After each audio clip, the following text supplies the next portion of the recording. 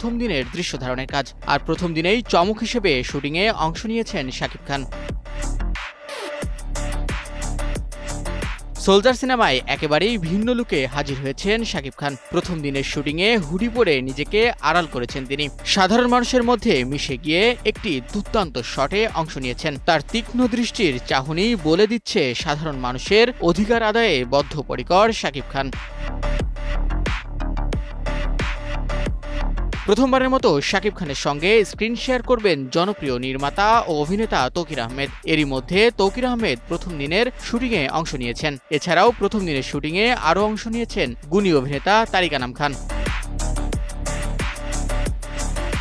Soldier সিনেমায় শাকিব খানের বিপরীতে থাকছেন ছোট পর্দার জনপ্রিয় অভিনেত্রী তানজিন তিশা ও জান্নাতুল ফেরদৌস ঐশী। সিনেমাটি নির্মাণ করছেন সাকিব ফাহাদ। দেশপ্রেম, অ্যাকশন ও মানবিক আবেগের সমন্বয়ে তৈরি এই গল্পে আশাবাদের কথাও ব্যক্ত করেছেন নির্মাতা।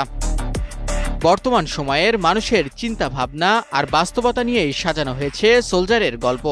সবকিছু ঠিক থাকলে চলতি বছরের শেষের দিকে অথবা আগামী বছরের শুরুতেই 2 ঈদ ছাড়া মুক্তি পেতে পারে সিনেমাটি।